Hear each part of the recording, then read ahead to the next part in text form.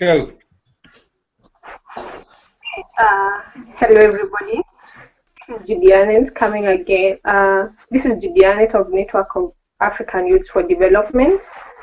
Hello everyone. This is Gideanet of African Youth for Development.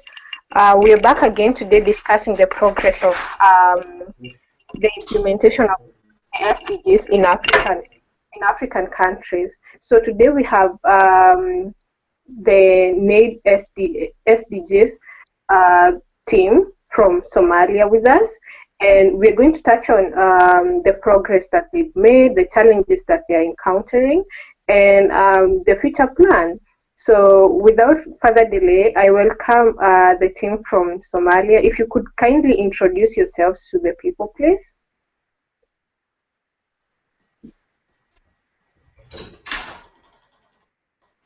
Hello. Hello, how are you? Fine, thank you. Could you kindly introduce yourselves to the people? Yes, my name is Abdiaziz from NYD Somali team at SOYVGA. On my right hand is Abdigadir, our executive director. And on my left hand is Abdi Fattah, our HR and consultant. Okay. Do you copy? Yes, very welcome. We are actually glad that you could make it. So just to begin, how well aware are the young people in Somalia of the SDGs from your experience working at the community? From our experience working at the community level, as we shared this morning, the government also launched the Sustainable Development Goals 2015, September, and attended the World Forum. We, as the youth-based organizations, we started also through the network of NYD, mobilizing the community, mobilizing the youth-based CBOs, and from there, as mentioned in our action plan, we started meeting, sourcing and identifying the active youth-based organizations to form the Somali NYD team. We formed us as the focal point, SOYVGA, Somali Youth Voluntary Group Organization, and 10 other CBOs who are part of the NYD team. Today, some of them are with us, and some could not manage to attend our meeting today. We started, first of all, launching the NYD team, Somalia. As you can see on our background, NYD Somali Consultative Team workshop for 1 week. That was on 23rd of March. And in that workshop, we discussed we first of all introduced the members to NYD, objectives of NYD. Then we introduced the 17 Sustainable Development Goals in our local Somali language and in Somali context. Then from there we discussed what are the major obstacles that can hinder us from achieving the Sustainable Development Goals in Somalia. As you are aware, all the members agreed, and there was a big discussion, very hot debate, as you are aware, because Somalia has been without government for the last 25 years.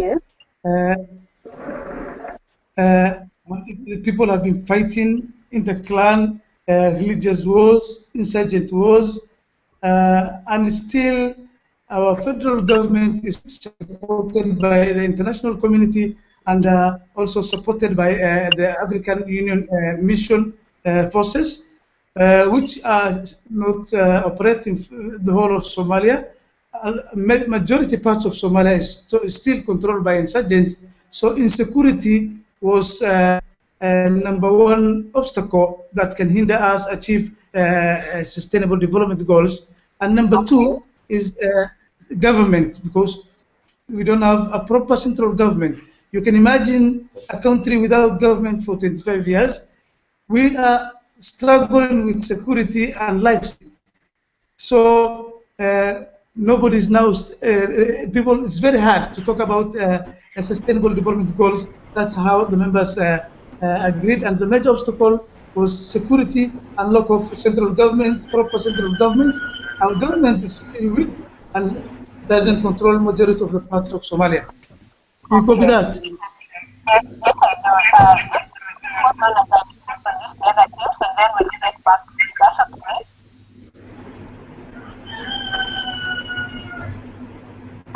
Just to remind the teams that we've been joined by, I see the team from Niger, and just to remind the participants to mute your mic if you're not talking. Okay, so I will kindly ask Christian, because I see he's online, to introduce himself. Christian, can you kindly go ahead and introduce yourself and your team?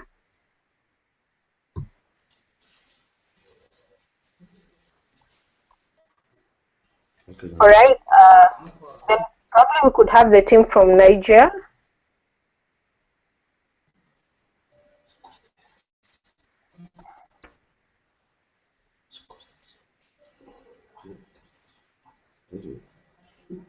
Christian, are you there?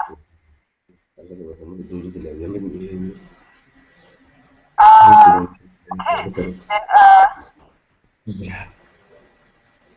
okay, just all right. It looks like they're having some issues, but we'll get back to you.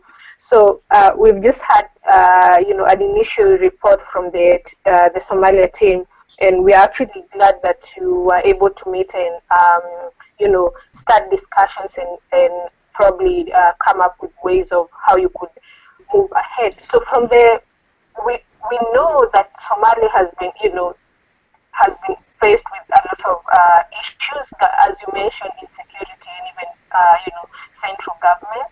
But what can the young people, and what can you as people who are leading the young people do? What sort of things can you actually do despite there having insecurity issues in no central government? Did you come up with any any sort of action plan? What would you encourage the young people in Somalia to do in relation to the SDGs? Thank you. The issue is security is the major factor, and as usual, there are suicide bombers. Although now in the capital city of Mogadishu, which is controlled by the government and supported by the international community and African Union forces, that is Uganda, Kenya, Sierra Leone, Rwanda, Burundi, Uganda. So they train the Somali National Army, giving them logistics and backups. But with that, they also here and there suicide bombings, and you'll find in every week almost suicide bombers attacking the government control areas. And since it is there's no a week or 2 weeks that passes that you don't hear a hotel has been bombed or a public gathering was bombed. Government office or government cars on the road were attacked, line mines. That has been the order of the day. But as usual, when we have been in this situation for 25 years, and we know how to camouflage and do our activities from one corner to the other with limited security and resources. We have been in this situation for 25 years, and we manage a little bit when security allow us, and due to that, we meet the CBOs, we meet the community, we do community awareness on security, the importance of peace meetings, There's the elders, the clan elders. So what happens now, because this situation has affected, insecurity has affected the country, the youth have no education for 25 years. We can say 99 or 98% of the youth did not have proper education for the last 25 years. You can imagine unemployment of the youth. This now tells them to join the insurgent groups to get employment opportunities, so that they're used by the clan militias, the warlords, and the insurgents. They recruit as young as 12, 14 youth, age-old youths as military soldiers for their own interests. So we have been doing a lot. We have centers, youth centers. Currently, we are doing a vocational training center for youth as an alternative way to give the youth education and give them rehabilitation, and give them also to make them busy, not to engage in war crimes, not to be used as child soldiers. So these 200 youth were training them on number one, mechanicals. Number two, we are training them on carpentry. We have masonry. We have for ladies, we have a beauty salon. We have car painting and panel beating. So through using these centers, we mobilize and talk to the youth. Although we have limited resources and funds, we talk to the youth, engage them, make them busy, give them skill levels, and after for a period of 6 months, they graduate, give them certificates, give them necessary tools. For example, if they were doing carpentry, give them the tools to be used for carpentry, and because there's no ready employment market in Somalia, they do their own self-employment, making of chairs, making of tables, so that they can make them a living for them and for their families. We are trying very hard, and we are very happy to be part of NYD team. I think we need a lot of capacity building for ourselves, even as we grew up in this situation. You can imagine, for 12 years. I'm now 40 years. By the time the country was going into, I was 15 years a young boy with no proper education. You can imagine that. So it is us now. There is our responsibility as the youth to guide and help our young generation not to be used in insurgent wars, not to be used in conflicts. It is estimated that close to 1 million Somali youths died in the wars for the last 25 years. For the last 25 years. So we need the network, and that is why we joined the NYD network, to get capacity assessments, to get proper guidance. Our youth also need a lot of they need a lot of counseling. They need a lot of rehabilitation. Most of them are into drugs. Because when they're using this young youth or young boys for the child soldier, they drag them. They drag them. That is. So we need a lot. We need to have rehabilitation centers for the youth. We need to have alternative employment sources for the youth to engage them, not so that they don't engage in these criminal activities. Please, NYD team, please guide us and help us. Look Somalia with a proper eye. It's not the same as the other African countries. It is a country which has no government for 25 years. Thank you. Yes, I actually hear you, and as you know, it's just we're in the process of we're just at the start of this initiative, but definitely we'll keep an eye out, and you're an active group in the initiative, so we'll definitely have you in mind and inform you if something comes up. But just a few questions, so from the meetings that you've had and from your experiences working at the community, what would you say is the priority for Somalia as, among the 17 SDGs? What has your group identified as the most important SDG that that you actually plan to begin on when the implementation begins? Thank you. We see we met I also shared with you the SDG launch for the Somali government, Ministry of Planning. Through using that and also talking to our teams, and we started talking to community also already, although we did not we were supposed to have a community workshop, one-day workshop, to guide them through the goals and ask them their priority. But our priority number one is goal number one, which is poverty. And we have not seen in the goals security. There's no way security is mentioned. For us, Somalia, if you are asked, our priority number one is security and to have a proper government. Number one, if it was us, our security and our priority number one will be security. We need to merge this. We need to merge this in the goals. Our priority number one will be security. Then, without security, you cannot have end poverty. If you don't have peace, if you cannot sleep and you are being shot with guns everywhere, you cannot look for food. First of all, for you to have look for food, for you to have development, you need to have security and a peaceful mind. You need to have where to sleep. I think Abdul Fattah, my colleague, will also.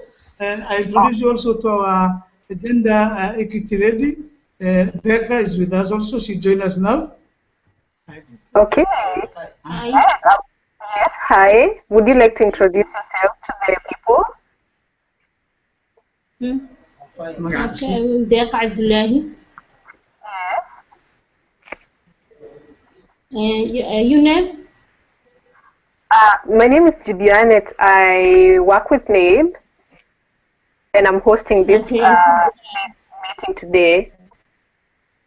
So we're happy to have you with us, and we'll get back to you shortly discussing gender. Is that okay? Thank you. All right. Okay. Okay. Yeah. Well, thank you so much. Yeah, let me pick from where my friend has just stopped about our priorities as Somalis, and as also of the forum. Hope you can hear me well. Yes, I can. Yeah, and as far as my friend has already elaborated, one of priorities as Somalis youth group or members of the forum is security, as he has substantiated more. Secondly, I'm going to follow up in the order of our priorities. We have a second priority, education. After the security comes our people are now, I've talked about the poverty as my friend has discussed about it. And the third one is an education, because you understand the situation. Between 12 years of lawlessness and we know a proper system of administration and governance. And you accept most of the youth, those ones coming up and those who are born in that era, mostly there were no any formal system of education.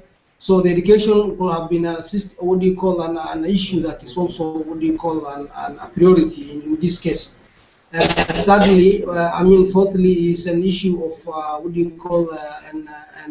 gender equity and empowerment. Most of the people who are vulnerably affected are the women in Somalia situation now, because men have the masculine effort or an ability maybe to take a weapon and protect themselves. Women don't have that, and mostly they are the people who are going to suffer because they give back to the kids, they are the mothers, they are the people who are going to be suffering at the end of the day, because a man will just get his gun and then proceed to the field. At the end of the day, he will just look for his whatever he can grab and eat and just disappear there. And the person going to suffer the family way back is the mother and the children. See? So these people are then at the same time when it comes to resource sharing, people use weapons to share resources. People use what you call excessive force.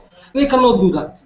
So you get the whole thing, and when it comes to what you call equity issue and empowerment, they are the people who are the mostly in the situation of vulnerability. See, so and to cut you short on that, and to proceed also is the issue of what you call. We also have the problem of health, because especially there are no proper health facilities to cater for those what you call even to solve those elementary what you call levels of health care needs. People don't have even accessibility to the what you call basic health care needs. You can in this era of this world of today, and you can it's very much what you call and ironical at the same time, very much hard to believe. For someone to tell you he died of malaria or he died of fever, those things. In the developed world, those are things that are not what you call forgotten and see. So as you understand, and one of the biggest things that Somalis are suffering is, and also with the introduction of what you call with the recent years, there have been also what you call some of the due to that movement of what you call migrative what you call movement between interborders. Some of the Somalis have been what you call refugees in other countries due to that misplacement. They get to some what you call because of the poverties and what you call the challenges they find in a foreign country. Some of them get violated. Some of the ladies get raped. All those things in the process. They get affected with themselves with what you call and diseases like chronic ones like HIV and AIDS. See? So when they come back home, those who are contracted because of illiteracy of what also about the disease, and they're not being aware of sensitized well on how what you call to end the stigmatization of the disease within the community, also to sensitize others on the importance of what do you call and respecting those with the disease, and also understanding this is a normal thing in life, and everybody's common to be what do you call affected by it, and they happen to be what do you call like sidelined by the other communities. So some of them they get that is like what do you call they have been what do you call mistreated, and they get to what do you call and even like use that as a weapon to also affect others. See. So also with that what do you call and challenges and the side of health, we also have what do you call and poor facilitations of what do you call health facilities at the level of government, because the government cannot sustain all it is what do you call social necessities at the level of what do you call like to say and everything you need at your doorstep. They cannot, because the government itself is trying to crawl, see, like a young child. See, with one day, bomb on the what do you call, if the state house is being attacked, if the ministries what do you call are being attacked frequently, you expect the situation. A minister who's running to what do you call to escape for his life will not have enough time to think of what health needs are for the Somalis. See, some of the also exploitation we have is that we have private men who are what do you call private people. They are investors of bad will, see, not goodwill. They come from abroad, they come with their money, they bring fake drugs, they come and what do you call use what do you call young youth to sell those drugs to affect the rest of the family, the rest of the community. Imagine someone coming with just a milk and milk powder, and then 2 capsules, what do you call those tablets, and then labels it as an antibiotic, and people consume it. You see, psychologically, that person will go to take that drug in the expense of saying that I'm curing from a disease, but someone somewhere is making millions of dollars out of that. See, so you understand, and a state is collapsed. You understand the situations whereby when you talk about priorities, our priorities are a bit unique from other African countries or other members of this forum, as they can disclose it or as can they put it. See, I think and you can understand a bit on my lastly and if I might put this, there's no decent work program for the youth.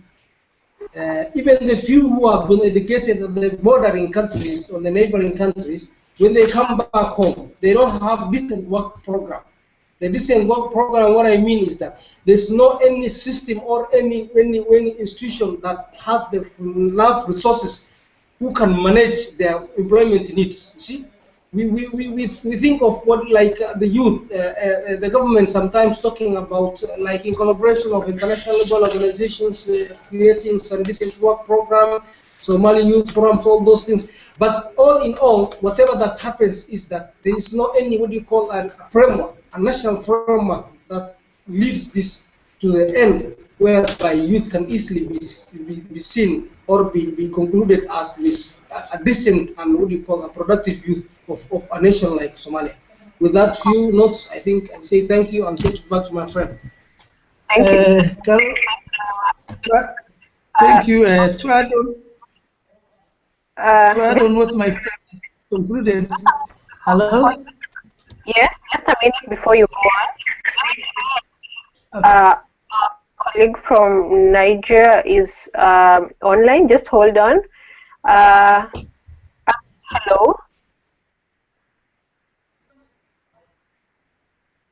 All right. It looks like they're still having problems.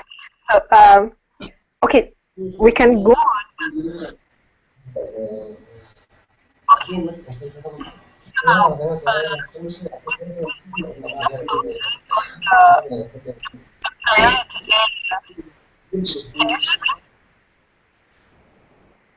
Hello? Yes, hello, can you hear me? Yes, I can hear you. Okay, so I'm saying we just outlined a number of priority areas that are unique to your country and that probably you'd be focusing on as a group, within the initiative. So we've talked about security and government, but just to map onto the other priority areas, for example, poverty. How do you think that you and the other CBOs that you've come, you joined together in this initiative as a representative of Somalia? How do you think, or what do you think you can do to address the question of poverty as young people? I think through community mobilizations, we are discussing that Somalia has farmlands. First of all, we mobilize the community not to rely on aid and not to become dependent on aid. Somalia, because of lack of government, also there's a major influence from the international and UN organizations and donors, making the communities to be dependent syndromes, communities forgetting their families. So for the last couple of years, we have been discussing this. Please, let's farm our land. Let's have time and farm our land. The time we don't have conflicts, let's focus and get back to the farms. There is this issue of, first of all, if I may take you back to the conflict and the civil war in Somalia, it is, there are a lot of factors involved.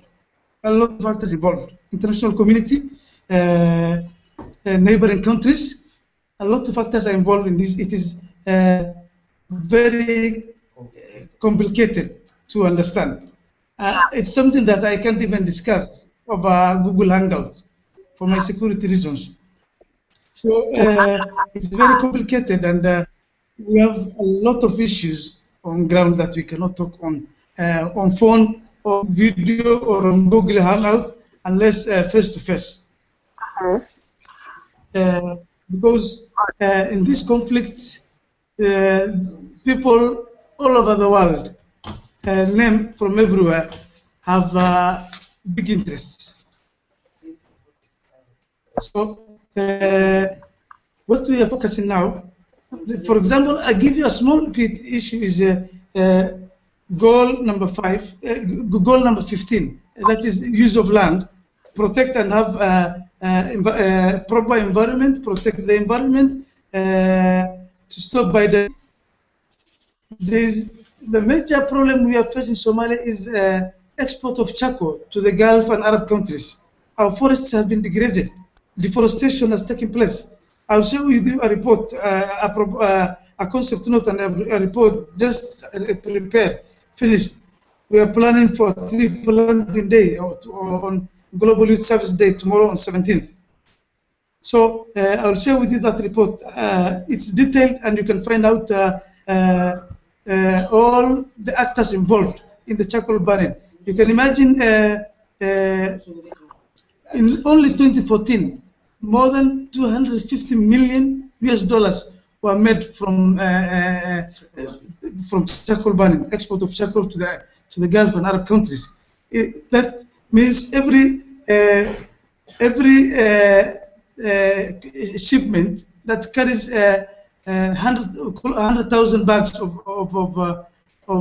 charcoal, we estimated to 10 trees, 10 savanna trees or acacia trees.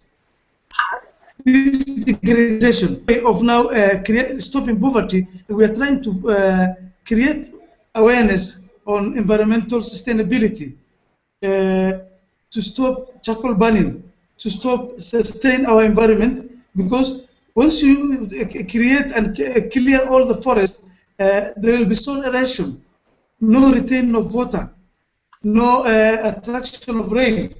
All this now contributes to poverty. To have food security now, we first started our campaign on stop burning charcoal and give land a chance. That is our theme for tomorrow. Stop burning charcoal and give land a chance. To have sustainable environment, to have sustainable food security, and to stop poverty in Somalia, we are addressing this environmental issue of charcoal export and charcoal burning, and sensitize and mobilize the community on the importance of environment, on the importance of food security, on the importance of not relying on handouts from international community, on the importance of going back to their farms. We have two rivers that pass in Somalia, the River Shabelle and the River Juba. They are permanent river sources that come from the Ethiopian highlands. So using these rivers, Somalia used to be one of the best producers of banana in the world, if you go back to the history of Africa and the history of the world. So Somalia also has animals, the livestock sector. We have camels, we have cattle, and we have goats and sheep. Somalia has the best camels. Let me say, if you go back, I'm not just saying because I'm Somali or I'm representing Somali. If you go back, to the history, Somalia have one of the best camels in the world. So and Somalis, they are agro-pastoralist community. Let's say in the regions of Juba, where the river passes, River Juba, and the regions of Shabelle, where River Shabelle passes, we can say majority of the population are agronomists or agriculture. But let's say 40% of Somali are agriculturists, while 60% of Somali are pastoralists and nomads. They rely on animals, or rely on camel, rely on cattle, and rely on goats.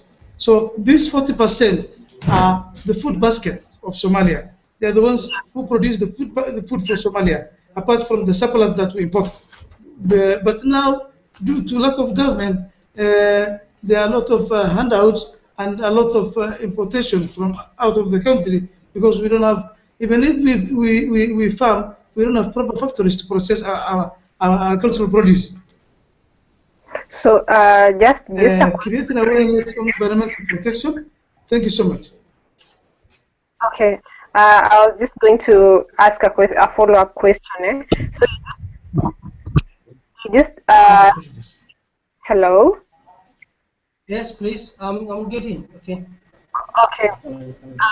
So yeah.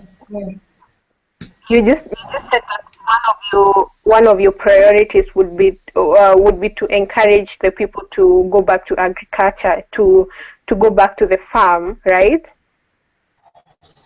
Right, yeah. Okay, so from experience, I don't know about Somalia, but from experience, it's always been a challenge encouraging young people to go back to agriculture, right? I don't know if that is the situation in Somalia, but in other countries, in other African countries, it's been a challenge to encourage young people to go back to agriculture and actually view farming as, as profitable and something that's actually needed the community. So how exactly are you going to encourage young people to go back to agriculture, to actually take up farming again? Okay, well, thank you so much. I understand. I agree with you that that's a universal phenomena whereby all youth in the world have the same what you call notion of going back to the farm and leaving the streets of the cities. Well, our strategies are a bit what you call different, because we feel maybe youth may be having the same what you call and culture, the same what you call similarities in terms of behavior, all those things. But we Somalis, we happen to be what you call like a bit different in terms of situation in compared to other youths of the parts of the world. We use one of the strategies that we think will be amicably supporting us to make youth to go back to the farms is education. We're going to sensitize the youth. Most of our youth now, if we can just like what do you call read our reports online in one of the universities, most of the universities will have faculties in agriculture and veterinary. The percentage of enrollment in the universities is very high for agriculture and veterinary, because the baseline for any human being survival is food, and without food, a human being will not survive. So the youth of all those years, they have seen their uncles die, their mothers die, their brothers die, their siblings die because of drought and poverty related what you call illness and hunger. The source of to outcome this is that, and yet this was not the situation in those days when the government was in existence. See, now the only problem for them to cover up this is, for however much they get educated, however much they go to abroad, seek for better what you call pastures and good job, the end point comes, their farms will be what you call productive, because dollars you will have today, money you will have today in your pocket, tomorrow you will not have. But one of the sustainable things that are going to make you live for the rest of your life, your grandsons will going to benefit, your all other what you call the generations, as they go and multiply, they're going to just inherit from each other, is that farm yield and the production that the farm produces. Now we are talking at the level of the macro level of economy, at the individual level of economy, as we are trying to strategically link to the national level, that is the macro level. If one or two Somalis go back to the farm, youth, they educate others on the modern farming methods from the education that they get from the universities. And then that automatically going to transform us to be competing with other neighboring countries like China. Even if we cannot do much to produce the generic foods like the what do you call genetically modified foods, like the tomatoes and the rest. See? So at the end, we are linking our strategies and our thinking in a way that we can be able to free ourselves first from this issue of called hunger, as it is a theme or a building block of poverty. Are you getting me? Yes. Thank you very much. Yeah. Yeah. Thank you. You're welcome. From that point now, yeah. Go ahead. I think yeah. Okay. I would like us to talk about gender. So if you give me your gender representative. Yeah. She'll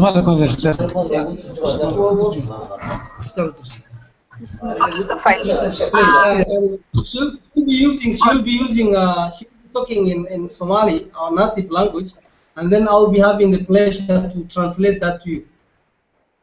Okay, that's fine. Yeah, that's okay. So my first question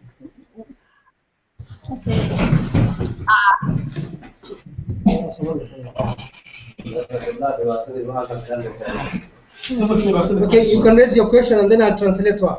Okay, that's fine. Okay, so my first question: what's the status of what's the status of gender in Somalia? Like, are we having more women active in the implementation of SDGs? Are we having more women working in business NPOs? What's the gender situation right now in Somalia? So you're asking about the situational picture of gender in Somalia now. Yes. Yeah. Somalia helijiri dhinaca dumarka gender balance ka xaquuqdooda maxaad u aragtaa iyo maxaad ka sheegi kartaa inay wax badan ka maqan yihiin baan u arkaa dumarka inay ku dulman yihiin baan u arkaa inay shaqooyinka fursado fiican aan laga siin baan boosaska fiican oo ku haystaan u arkaa. Okay. Now she summarized it. She pointed out some points. She said one of the things is that they are the most affected, what do you call, members of the community in Somalia. The second thing she said that we happen to be like even opportunities of jobs. Only men get the better positions, and women are always there left to be cleaners and the rest, what do you call, the subordinate staffs and the cooking, all those things. And yeah, and even in representation in government, she says that women are always the minority in representing in the, what do you call, like the parliament or all the government, what do you call, the institutions. Are you getting it? And they say, she said that even in government we're the minority, what do you call, those presented in government, because we happen to be like culturally blocked by those olden days, what do you call, perception that women cannot lead. Only men can lead. See?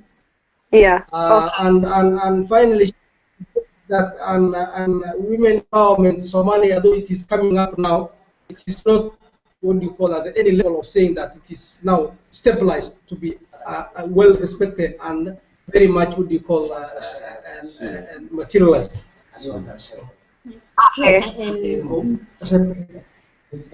Okay, thank you. Okay.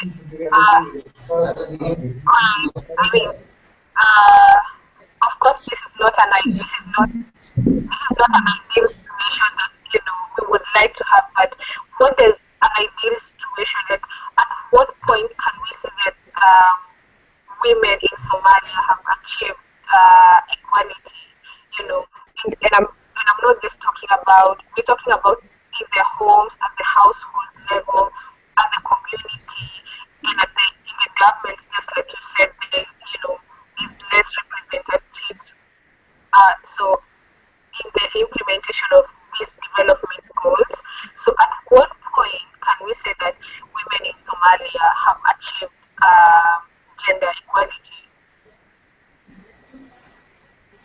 And I beg your pardon, you said what can be done in order to ensure gender equality in women in Somalia?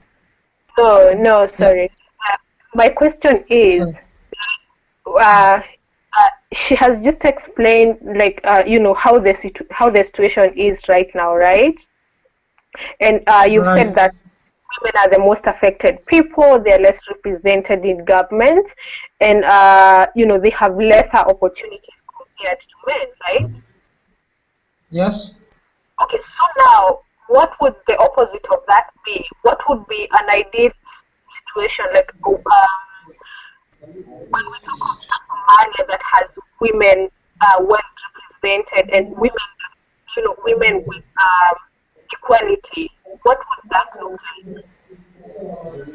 What would you like to see women like to see in Somalia? Okay. Soomaali u sheeg maxaa la jiray xaaladaha saxda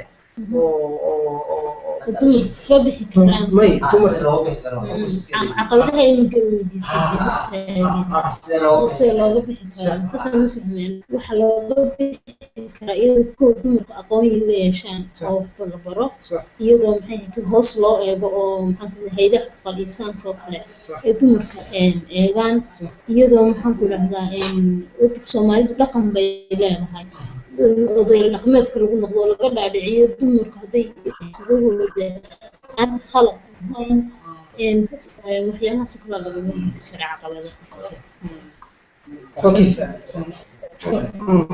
مش حالات Carol, how are you? Alaikum salam. The ideal situation we have on ground is, as you remember, Somalia is also an African country, and the African normal culture, women were always not included in decision-making process and leading. That was the common African culture. On top of that, also there's the Islamic factor. Somalis 100% Muslim community society, where women are supposed to stay in the house. That was the ideal situation. Women are supposed to stay in the house. So combining this the Islamic factor and the normal African tradition culture that women are not supposed to lead, they're supposed to stay in the house. These two combined factors have been the ideal situation of Somalia. But since the government took and the Siad Barre's government, some of the issues that made it fail was when he interfered with the Islamic teachings. If you go back to the history, 1982 or 1982, Siad Barre killed 10 Islamic scholars. And he said, in the Quran it mentions women are supposed to inherit half of what men are supposed to inherit. If men are supposed to inherit 100%, women are supposed to inherit 50%. Siad Barre, the former president of Somalia, in 1982, he came and held a speech, and he said the Quran was by that time of Muhammad. Now he said women, if Muhammad was around today, he said Muhammad came out when Arabs were barbaric and burning girls alive. So it took him a long process to come to the stage of saying 50, up to 50%. He said if Muhammad would have been alive today, because of the development and the way he started from, it would have been 100. So the Islamic scholars turned against him and they said he's infidel. And that is where the wars started in Somalia. It started from religion wars, then changed to clan wars. So we started from far, and that was the ideal situation before. Now we are talking of a lady even sitting with us, our colleague in the office. This has been the issue. Also coupled with the insecurity and lack of government for the last 25 years, even what the former Siad Barre regime started was finished because men took over. Guns were the order of the day. It's everybody for himself and God for us all. Women are weak. They're subjected to violence, rape. You get my point? So that was the order of the day. But now I'll take back to Dega to give us the solutions and how we can manage to have gender equity. Okay, fine. Let's hear from her. wacyigelinteeda waaantii la baro maxaan ku dhahdaa in loo sheego in guryahooda aanay fadhiin shaqooyinka la qaban karo wacyigelintaas hoos imaanaysa sooma electionka inay ka qayb qaataan isla markaana kooxaha iminka weyn kuma helayaan sidan kooto oo kale sida waxyaalahaas kala duwan kaga soo bixi karaan caqabadaha Dega is saying generally the first thing is to educate the girls. Number one, how we can achieve equity because our girls are not educated. They're not in schools. Girls in schools are less than 20%. They're always at home. To bring out girls from home and to give equal education opportunity to girls and boys. That is one of the sustainable development goals, to have equal education and to have gender equity. We need to educate our girls, he said, number one. Number two is talk to the community elders and clan elders to inform them and sensitize them that girls and boys are all the same. There's no need of keeping girls to cook in the house and send the boy to school. They have to be given equal opportunity. Number three is through the support of the government and through the support of international organizations, through the support of human rights organizations, civil societies, to also mobilize and talk on gender equity, have forums for women, have forums for youth, girls and youth come together, discuss issues on equal terms. That is another issue. The other one is now through women representation in government. The human rights and civil societies to talk and sensitize and mobilize the government to give at least some representation for the women. Because as you know, now even our current government is not one man, one vote elected. It's elected by community elders. First of all, our members of parliament were elected from, were formed by, nominated by the clan elders. There's no one man, one vote. We were supposed to have our elections 2016. It's still not possible. So these elders bring out the members of parliament from every clan, clan representatives. The Somali government system is divided on what we call 4.5 quota system. This 4.5 is Somalia has 4 major clans and the minority. So the 4 major clans take, if it is 40, 45, the 4 major take 10, and the minority take 5. That is 4.5. Are you getting that point? Okay. So to talk now with the clan elders to include in these nominations when they're nominating members of parliament to include women representation in the, as by our constitution of Somalia, it says women representation in the government should be 30%, but they are not even 10%. So to talk and sensitize the government, to talk to the community elders who are nominating members of parliament to include gender equity. Thank you so much.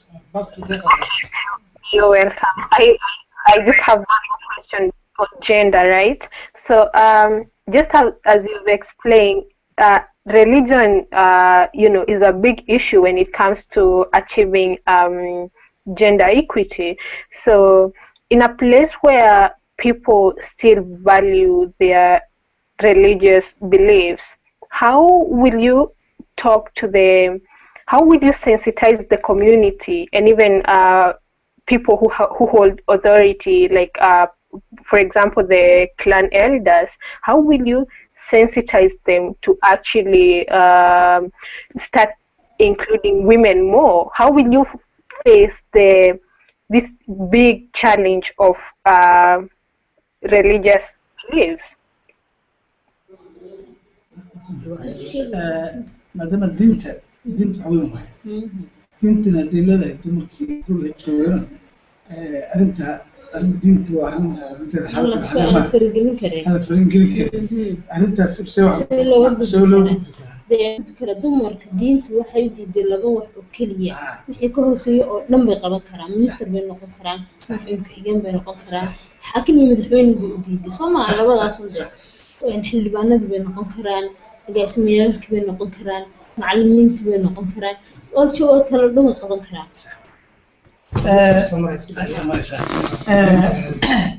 She says yes, it is true, religion is a very important issue and a barrier, but there are misinterpretations among some scholars. In our religion, Islam, she says, it allows women to participate in development agendas in government positions and at any level, except to be president and to be a judge. Only these two. So women, yeah, she said, apart from these two, to be a president and to be a judge in the court. She said, our religion allows us all other positions, and there's no way, and the community elders to subject us to lower positions. She says we're going for all other positions except the president and the judge in the court, which the religion does not allow us. Okay, just out of curiosity, why would women not be allowed to stand for the office of the president or a judge?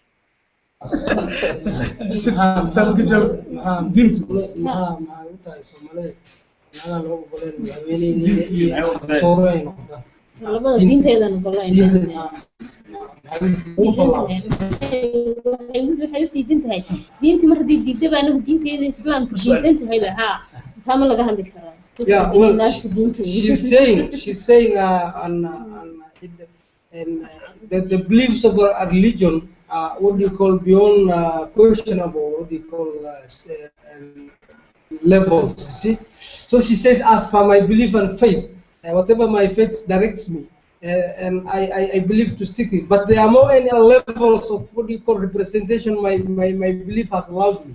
If my belief has allowed me to become a deputy president, to become a deputy judge, and to become a chief and defense force of the armed forces, the general of the inspector general of the police, say that I'm equally like more serving like the president. So she says, from my understanding is, if my people will allow me to become a speaker of the parliament, then I'll be in a position tomorrow to what do you call even work hand in hand with the president. It's like more on the other hand, I'm also like what do you call the president of the country, because if you are the deputy president, you are like more like the president. Religion says it is a respect for us because of the nature God has created us. See, we don't want to be like before men in terms of what do you call like and leadership. We will be part and parcel with the men leading together.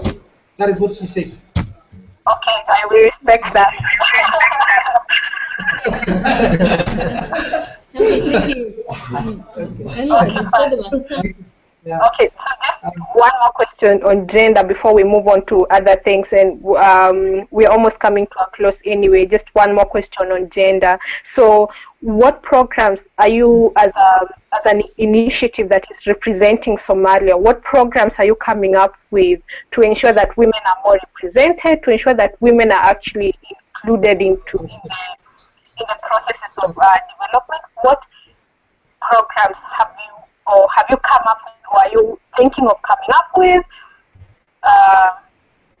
to make sure that women participate more in development activities? Thank you. maxaa dhihi jiray programmaha qorshooyinka ku yaalo in naagaha maxaa dhihi jiray gabdhaha mustamarka ay noqdaan mid ku maxaa dhihi jiray xaqooda helaan waxa adiga caqabad aad sheeganaysa kulli leedeen programma agenda ay diyaarsan project program ay diyaarsan bulshada Soomaalida boqolkiiba 65 waa haweende haween markii horta haweenka la wacyi geliyo marka election ko kale iyagu isku codeeyaan in maxay iskuulaadka kale wacyigelin aan ka sameeyno oo nidhaahno hablaha maxay haytooyeen adiga inanka walaalka inaad isku gurigooda soo baxdaan aqoonta u soo raadsataan in hablaha ku wacyigelino shaqada walaalka qaban kara adna wad qaban kartaa in hablaha lagu wacyigeliyo shaqo kasta aabaheed iyo walaalkeed iyo hawl kasta aabaheed iyo walaalkeed iyo abtigeed qaban karaan iyaduna qaban karto sigo wax furta okay maxaa kala qodobta kesi daadishe goobaha waxbarashada loogu tago sax in maxay haytooy in electionka kala dumarka la wacyigeliyo dumarka ha miitino badan yeeshaan guriyas ku tagaan in dumarku ka faa'iido dumarku halka kaga andacoodaan anaga nin baan qabay reerkayga nagu yiraahdo reerkana qabana reer baa maxay haytay ku andacoodaan in dumarku loo sheegay iyagu ka faa'iido bin rag iyagu laba meelood ay ka heli karaan dadna taasi ugu quflan tahay lanta laga saaro laga dhaadhiciyeen iyagu kuwa noo taganay idinka leekinaa kuwa noo taganay idinka leekinaa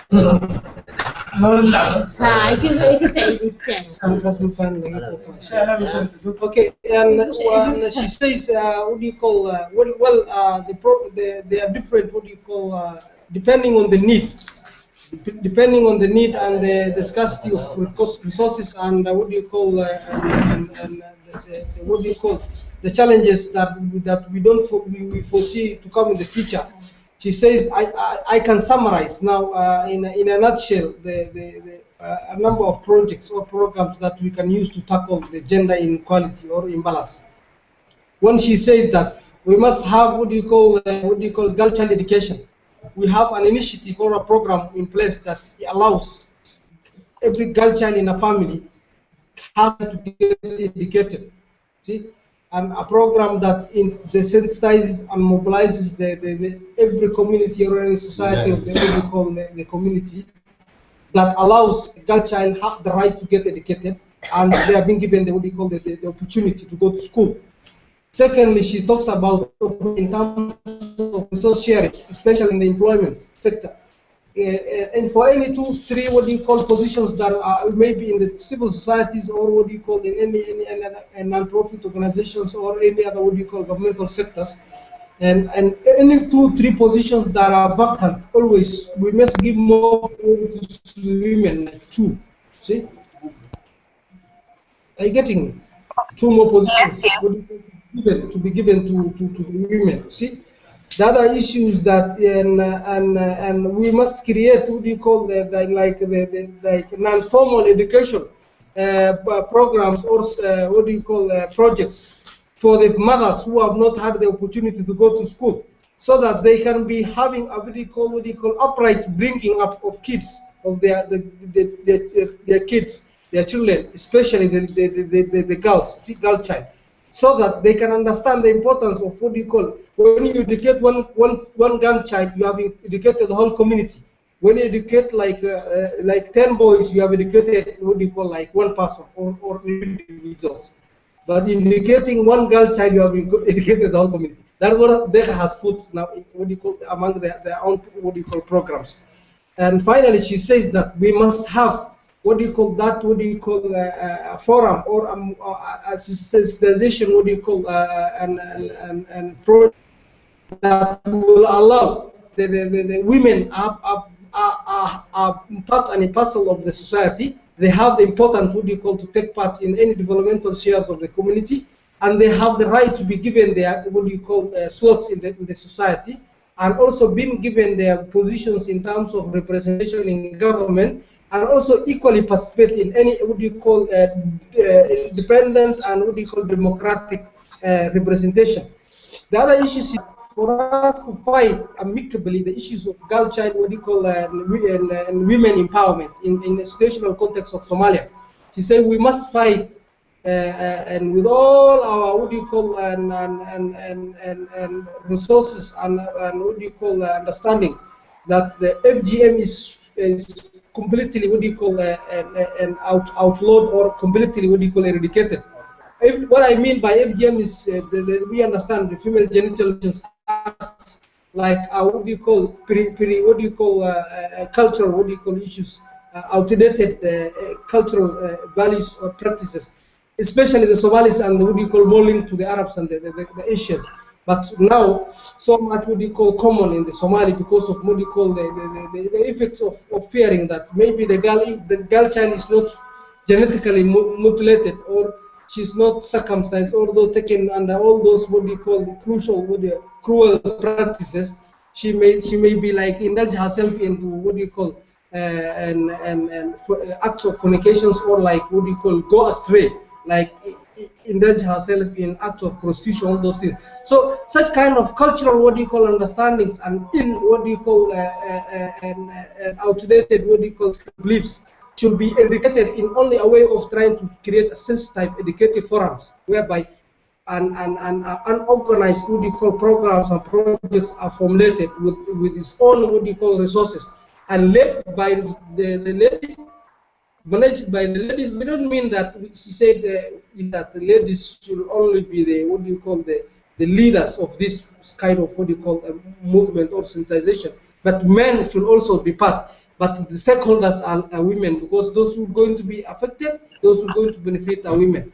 So what I say is, in short, we also need skill empowerment, employment skill trainings for women, because she says we can do even what we call machinery work, we can do IT work, we can repair phones, we can become engineers, we can become pilots, we can become soldiers, anything we can do as men have done. So the only thing that basically that has made us what we call operate in the level that we are in now, and empowermentally what do you call and been what we call regarded as being inferior, is lack of the skills and the educations and all those what we call necessities that our what we call colleagues, the men folk have. See, And those what you call the 1, 2, 3 measures you have mentioned, and among others to become like in the group or in the forum, maybe when the topic will get to the women, what do you call forum, and she says that she's what she summarized at this level.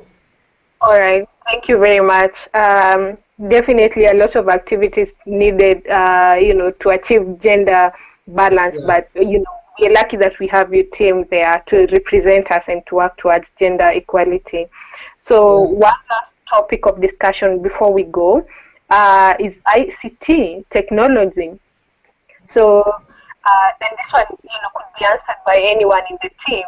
So, how well connected are the young people in Somalia? Like, what's the situation with ICT? Do young people have, access to internet? Okay, and the rural communities? Okay, I'll what do you call hand it over to my colleague also Abdurrahman, who's a member and part of us, who's also having what do you call to get through what do you call and go through that question. And yeah, Abdurrahman is and you may again address the question to him because he was a bit like not. Yeah, I'm sorry if maybe we are stretching. Hi, how are you? Thank you. Welcome. Hi. Thank you.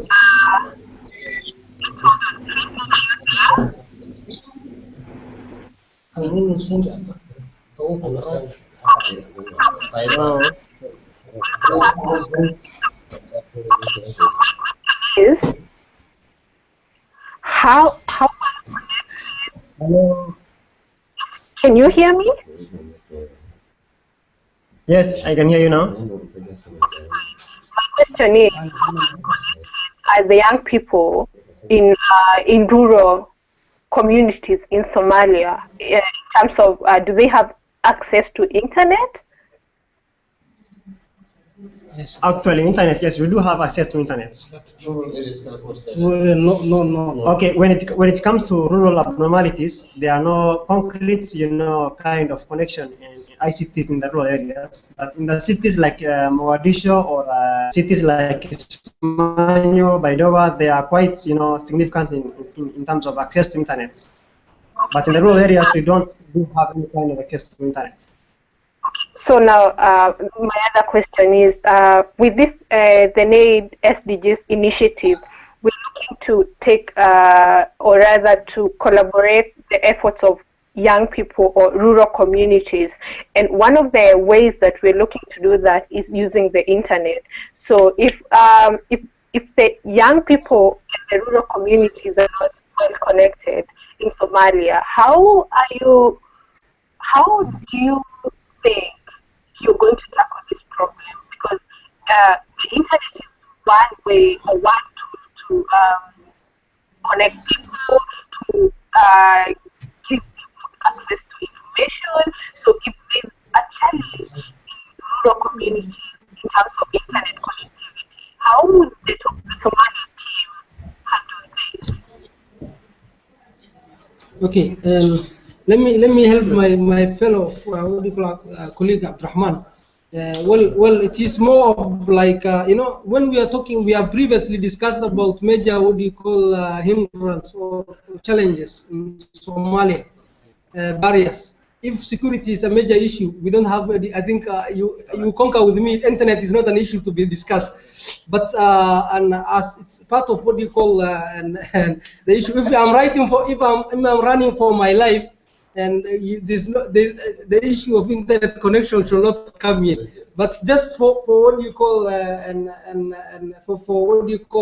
this situation.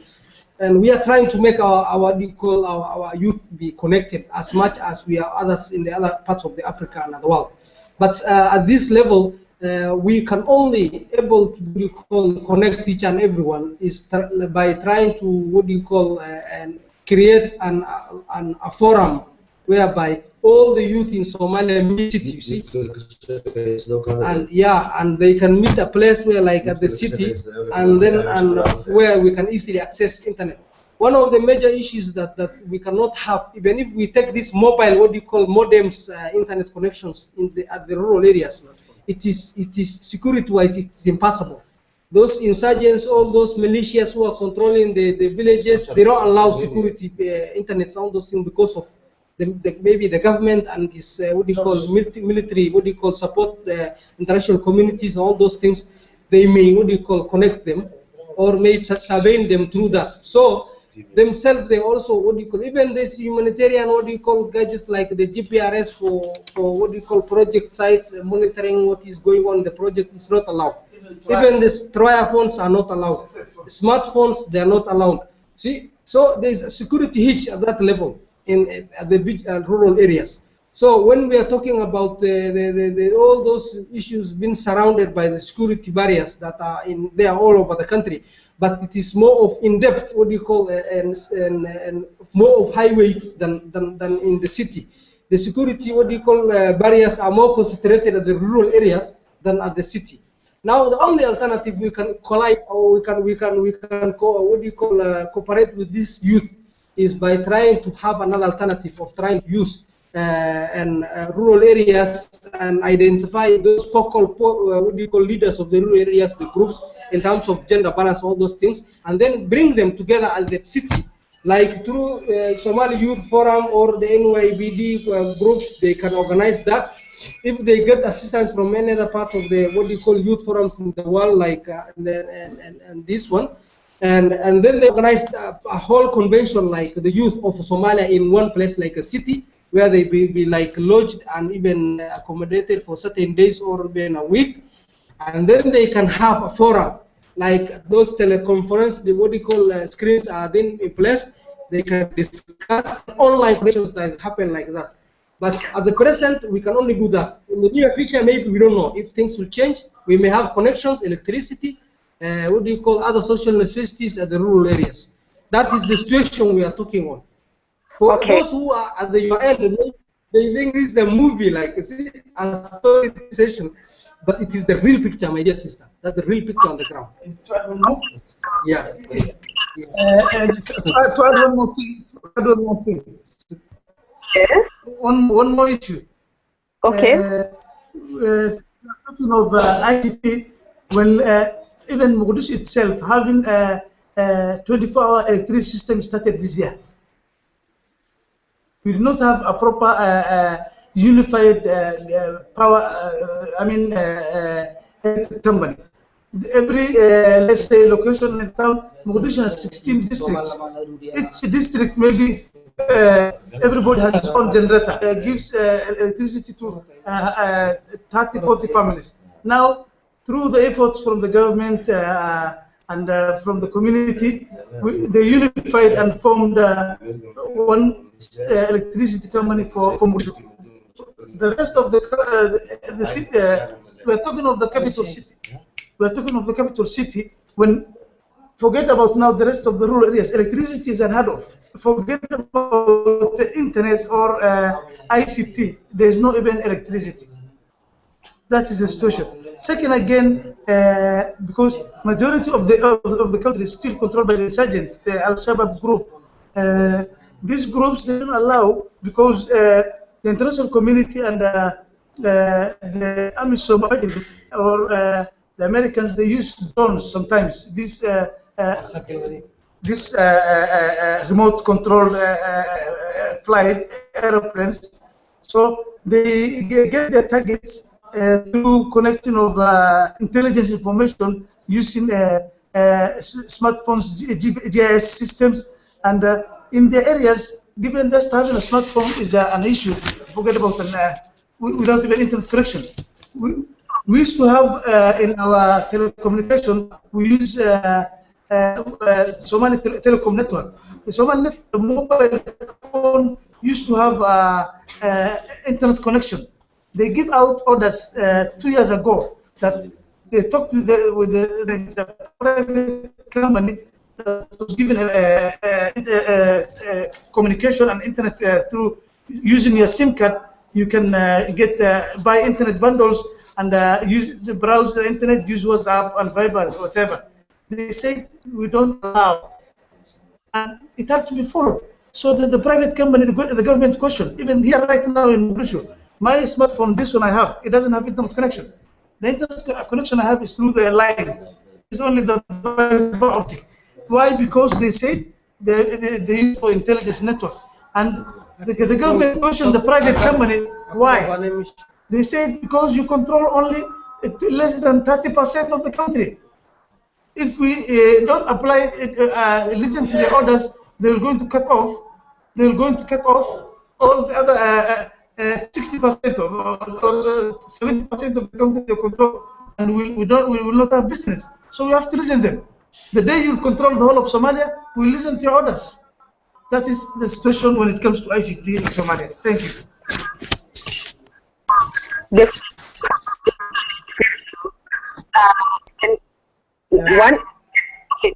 One of the ways that we've been discussing, in terms of monitoring progress of the development goals at the community levels in rural African communities was through the use of ICT. We thought of having like mobile apps that people can enter data in, track progress and stuff like that. So if this is not possible at the moment in Somalia, how would you monitor progress? And I have another question. Okay, or probably we should answer that. How would we monitor progress without ICT? Sorry? How would you monitor the progress? Well, in terms of what do you call meeting those agendas in the sustainable growth, how are we going to monitor? You said so? Yeah, because we are taking like a mobile app that people can have access to their cell phones. And you guys just told me that you can't even access the internet through your cell phone, right? Yeah. Well, alternative way we can monitor progress in yeah, thank you. As I understand, we monitor through ICT the development projects. That is the question you're asking. To be realistic, we do visits. We visit through visiting the rural areas and taking pictures. We take pictures, videos. Then when we come back to the city, we write our report and use that report to give to the donor, the donor agencies, both UN and international organizations, and any other donor that give us funds. And not all. For example, when you're talking about more rural areas, the major cities in Somalia, they have accessible electricity, they have accessible internet connections, not through the phones, but through the offices and computer. For example, if I today have an activity in, let's say in Baidoa, the next region, the Baidoa, the headquarters of the town, I can get, we have offices, we have internet. So when we do our activities in the rural areas, we mobilize the youth, bring them to town, or go and visit the rural area, give them trainings, capacity building, and start implementing the project. Implementation, when it's done, we send our monitoring team on ground. They take pictures, videos, come up with the report, and support with those videos and pictures the report, the monitoring report that the fund is asking for. Okay, fine. Thank you. Thank you very much. We're coming to a close now because we've been on probably for more than an hour, but so probably one last. What is the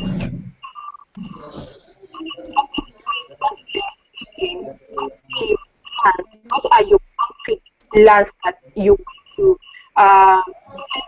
within the next couple of months in terms of the initiative? What are you working on? What projects are you working on? Currently, we just finished. We have a 3 years vocational skill training. We are doing 3 years vocational skill training for 250 youth. 250 youth with our partner organization is called American Friends.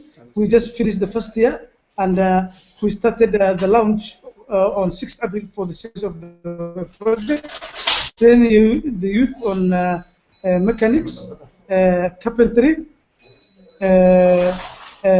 bit saloon for the ladies, and panel beating and pickup painting. That is one. We also just concluded a training, a program partnered with what we call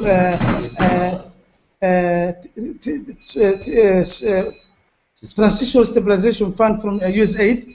We were educating, because we are in conflict and civil war. We did consensus building workshop for the community in Lower Shabelle region, and giving community consensus building and good governance and conflict resolution, resource mapping, activities, training workshops for Middle and Lower Shabelle region. We just started with those 2 regions and proceeding to other regions. That's a program we are partnered with USAID. Second, we are planning, as I told you, there's charcoal export in Somalia that has really caused deforestation and finishing large part of the dense Somali forest. Tomorrow, we're also in a network called Youth Service America. They have this event tomorrow happening on 17th called the Global Youth Service Day. This Global Youth Service Day now we organize for a project called tree planting to create awareness to the community and the youth the importance of environmental sustainability, that through the integration, the goals are integrated. When we have environmental sustainability, then we have prevented the soil erosion and the food security will be achieved. If food security will be achieved, there will be no hunger.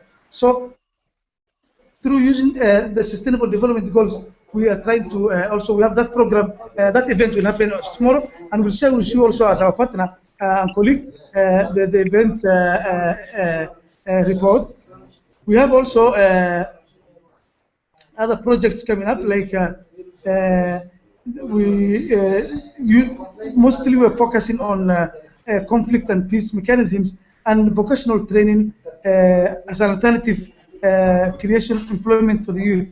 Also, we're having a lot of, because of the problem we have, majority of the youth, they are migrating. And as you see in the report always, Somali youth die in the seas, seeking asylum to Europe and the Western world. Majority, more than 350,000 youth died in the seas looking for asylum seeking in Europe and other parts of the world. So to cap, if they stay in the country, they don't have alternative source of income, they don't have alternative education, so they migrate to go and get alternative education or alternative source of income or employment. So here, if they stay, they don't have that alternative. The other alternative they have is to be employed as child soldiers. So we are, that's why we are focusing on education and vocational training skills, because the youth that are involved in this criminal activities, the youth that are involved in these criminal activities are the youth between 14, 15, 20. So they have gone beyond schooling system. So we need to give them short courses that gives them skills that they can get employment or self-employment or employment activities to give them an alternative source. That is now the projects we're focusing more on. Thank you so much. Okay. Thank you so much. Before we what are your last remarks? Is there something that you'd like to tell young people watching you from Somalia or from other countries in Africa? What are your last remarks? My last remarks is, as Africa, they always tell us we are developing world and the third, third world. We need to unite as Africans. We should not wait international community to lead us. Let's unite as Africans. Charity begins at homes. Let me, as the Somalis that we're going to listen this, the youth, the elders, the government, everybody, I'll tell them charity begins at homes, and we need first of all, before talking for Africa, before talking for development of Africa, ourselves, we are fighting each other for 25 years with no proper reason. We are one community, one people, one language, one religion. I don't know why we are fighting for. African countries are also the same. So we need to unite ourselves. We need to join hands for the betterment of Somalia and for the betterment of Africa. Thank you. Yeah. Thank you And very much. to add on that, what do you call, as he said, charity begins at home. For any successful nation, behind the success, there must have been a woman who has sacrificed her life and everything. We must respect the gender imbalance. That is, we must, what do you call, also, what do you call, eradicate the inequality that exists. We must empower our ladies. We must respect our mothers. We must respect our sisters. We must respect our daughters. We must give them their rights. We must empower them, no matter what it takes us. Through them, we can achieve, as Somalis, as Africans, as a nation, as a human fraternity. Thank you. Thank you very much. So we're very grateful that you could make the time to come and discuss your progress, of implementing the SDGs in your country. And we hope to engage more in future. And we wish you all the best in your project. And we hope that you're going to keep us posted on the activity that is going on tomorrow, as you mentioned during the discussion. So thank you very much, Team Somalia. Young people, you've heard it from Somalia. They're facing quite some challenges such as poverty, security, and lack of a stable government and gender. So we hope that as we all try to work towards improving our different countries, we hope that we can all unite as the Somalia team just said. We need to unite not only as as one Africa. So that is our last remark. Let us all collaborate as we try to implement the SDGs. So from me, thank you very much for the team that was able to make it today, and we will see you again next time. Yeah. Thank you very much. All right.